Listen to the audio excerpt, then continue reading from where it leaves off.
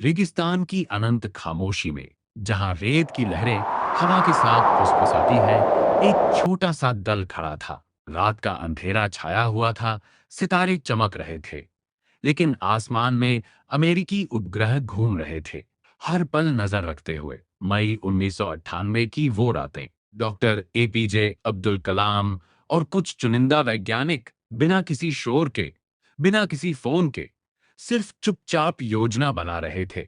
बाहर की दुनिया, खासकर सीआईए को क्या पता था कि थार के इस सूने रेगिस्तान में भारत का सबसे बड़ा रहस्य गढ़ा जा रहा है। एक ऐसा रहस्य जो आखिरी पल तक किसी को समझ नहीं आया।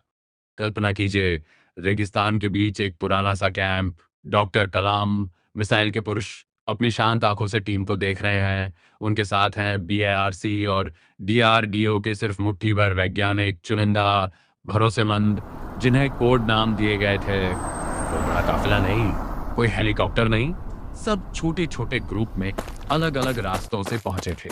मुंबई के बीएआरसी से रात के अंधेरे में ट्रक निकले, सुबह के उजाले में एयरपोर्ट पहुंचे, फिर जैसलमेर से पोखरण तक।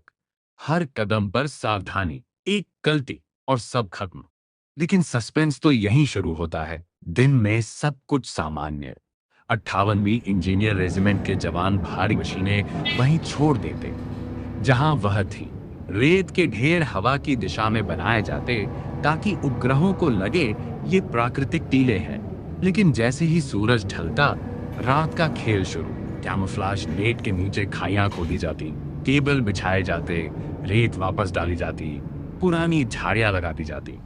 हर सुबह सब कुछ पहले जैसा, कोई ट्रैक नहीं, कोई छाप नहीं। सीआईए के उपग्रह पास से गुजरते, लेकिन देखते कुछ नहीं, बस रेगिस्तान की खामोशी।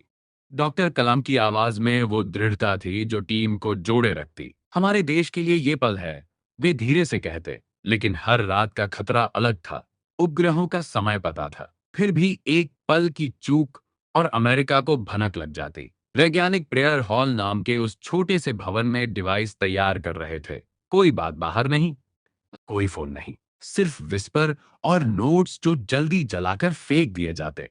रेत की आंधियां भी मदद करती, ट्रैक्स मिटा देती। टीम का दिल धड़क रहा था।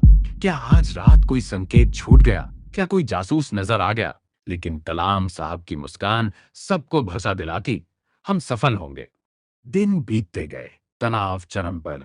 10 मई की रात, सब तैयार, शाफ्ट बंद, डिवाइस सेट। बाहर की एजेंसियां अभी भी सो रही थीं कि पोखरण में कुछ नहीं हो रहा। कोई खबर नहीं, कोई सैटेलाइट इमेज नहीं, सिर्फ भारत के इन चुनिंदा लोगों का वो चुपचाप सफर।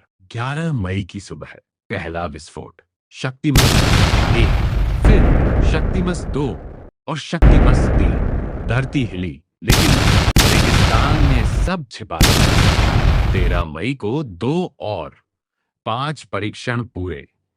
दुनिया स्तब्ध। प्रधानमंत्री अटल बिहारी वाजपेयी ने घोषणा की, भारत अब परमाणु शक्ति है। सीआईए के डायरेक्टर जॉर्ज टेनेट ने बाद में लिखा, ये उनकी सबसे बड़ी इंटेलिजेंस फेलियर थी। उन्होंने कभी नहीं सोचा था कि इतनी बड़ी तैयारी उनके उपग्रहों के नीचे छिपी रह सकती है। ये वो खामोश प्लानिंग थी जो रेगिस्तान की रेत में लिखी गई, लेकिन इतिहास के पन्नों में अमर हो गई।